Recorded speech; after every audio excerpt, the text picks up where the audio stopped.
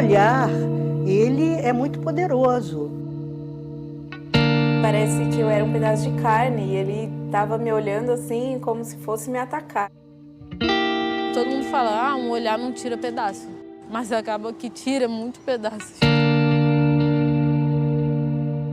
Para tudo existe limite, até para um olhar, quando ele constrange, intimida.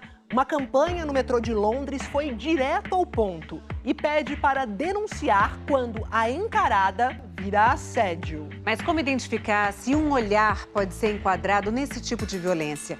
O Fantástico ouviu especialistas e colheu depoimentos de mulheres que usam diariamente o transporte público aqui no Brasil e na Inglaterra. Não estamos falando aqui do olhar curioso, passageiro, nem do olhar trocado propositalmente, recíproco, que pode até ser a primeira faísca da paquera. A gente está falando do olhar intimidador e que causa medo. E o ambiente onde isso acontece o tempo todo, no transporte público, trens, ônibus, metrô. Eles ficam olhando, quando eles encaram, eles ficam de olhando de cima para baixo. A gente se sente constrangida, na verdade. Difícil encontrar uma mulher que não tenha uma história para contar, em qualquer lugar do mundo. Pensando nisso, o metrô de Londres, na Inglaterra, lançou uma campanha que pretende combater a banalização e incentivar denúncias de assédio nos espaços do transporte público. Quem conta é a repórter Cecília Malan. Um comportamento em especial ganhou destaque nos cartazes da campanha britânica, o staring, que se traduz em um olhar intenso, insistente, intrusivo, aquele que não desgruda. Na maioria das vezes, a mulher troca de lugar, sai de perto e nem sequer percebe que foi vítima de assédio. Se percebe, muitas vezes não denuncia, por constrangimento, vergonha ou pior, por se achar culpada. Homem velho, homem jovem, ficam olhando mesmo. Me irrita demais, diz Robin. Faz parte do meu dia a dia como mulher. Katie diz que sai de perto o mais rápido possível, mas quando vê que acontece até com a irmã mais nova, se pergunta quando isso vai acabar. Casos recentes foram parar nos jornais daqui. Uma inglesa foi impedida de sair do trem por um homem que também passou longos minutos olhando fixo para ela. O agressor recebeu 22 semanas de prisão.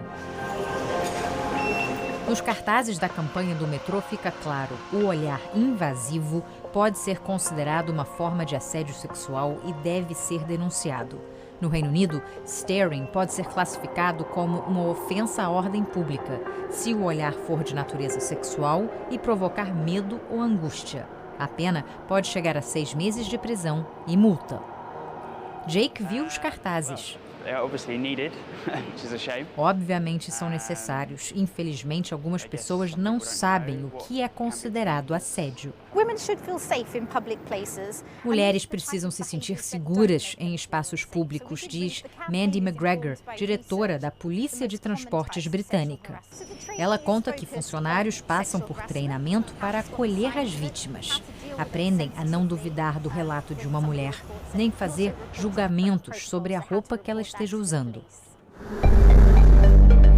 Por aqui, quase todas as mulheres com mais de 18 anos afirmaram que já passaram por situações de assédio sexual no transporte coletivo, por aplicativo ou em táxis. A Jéssica, de São Paulo, só queria ir para o curso. Eu estava no trem, quando foi que aconteceu, que eu percebi que ele já estava me olhando há um tempo e era um olhar bem diferente do que a gente sabe que é só ver, assim, olhar. Ele estava observando mesmo, com atenção, a cada movimento que eu fazia. Se fosse assim, para você agora me falar, descreve a pessoa, eu não consigo, mas o olhar, se eu ver ele me olhando de novo daquele jeito, já me arrepia toda.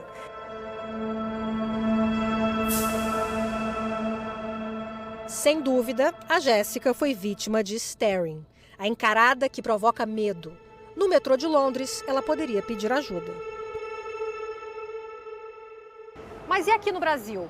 Essa encarada pode ser considerada assédio sexual? É crime. Se uma pessoa se sentir violentada por um olhar muito insistente, ela pode ir até a delegacia e fazer uma denúncia? Ele é uma forma de violência sexual, mas nem todas as formas de violência e assédio sexual estão descritas no nosso Código Penal, ou seja, constituem crime. Fica muito difícil de comprovar, Ou seja, a princípio, essa conduta não encontraria um enquadramento típico, a não ser que estivesse combinada com outras condutas, como, por exemplo, tocar os órgãos genitais e lamber os lábios. a Jéssica se sente frustrada. Não tenho nada ali para me resguardar, se eu pedir ajuda, sempre vai ter uma desculpa, sempre vai ter alguma coisa para falar que aquilo não é válido. A base desse olhar é a mesma base do homem que considera a mulher uma propriedade. Eu olho de uma maneira que é incômoda para aquela mulher e eu sei que ela está se sentindo incomodada. E isso acontece por quê? Porque no imaginário daquele homem, a mulher é um objeto. Foi exatamente isso que a Carolina sentiu no ônibus indo para o trabalho. Quando eu entrei, eu senti que essa pessoa me olhou. E acaba que a pessoa te olha da cabeça aos pés. E aí você fica, nossa, mas por que isso? E aí você tenta pôr várias coisas em frente ao seu rosto, você tenta sair daquele olhar. É muito difícil porque não tem pra onde ir, sabe? Não satisfeito em só te olhar, o que ele fez? Ele tentou compartilhar contato comigo e tentou compartilhar nude. Pela internet, ele emparelhou o celular dele com o dela e tentou mandar a foto, enquanto continuava olhando fixamente. Chegou o meu ponto e eu desci desesperada, sem saber o que fazer. Ela procurou a delegacia, sem sucesso. Falaram pra mim, você não tem prova suficiente. Sendo que eu tinha foto dele, eu tinha foto do número dele, tinha foto do nude. Muitas vezes, esse olhar insistente pode ser só o início de uma violência ainda maior. A maior arma que temos hoje em nossas mãos e à disposição para a nossa defesa é, de fato, o celular. A gente pode, com certeza, usar, e isso é muito importante, o relato de testemunhas, mas uma imagem, gravar com o celular. Sem conseguir ajuda na delegacia, Carolina expôs o homem na internet. E aí, quando eu acordei no outro dia, tinha mais de 30 mil pessoas no tweet. Mas qual é o limite do olhar? É muito difícil estabelecer isso porque é muito sutil. Mas como saber se o seu olhar está incomodando alguém, sendo constrangedor, agressivo ou violento? Bom, primeiro, uma boa dose de noção, bom senso. Depois, se o olhar não está sendo correspondido, ele pode não estar agradando. Esse é o tipo de debate que faz com que a gente pense o que significa garantir a segurança dos corpos e de todos os corpos, em especial dos corpos femininos, no ambiente público. Então, pensar em como essas violências podem ser incluídas pela nossa legislação é super importante. E, além disso, começar pela educação, por exemplo. Educar meninas, meninos, para que cresçam com esse sentimento de parceria, de igualdade e não de possessão, de domínio, de hierarquia, porque essa é a base desses olhares, inclusive.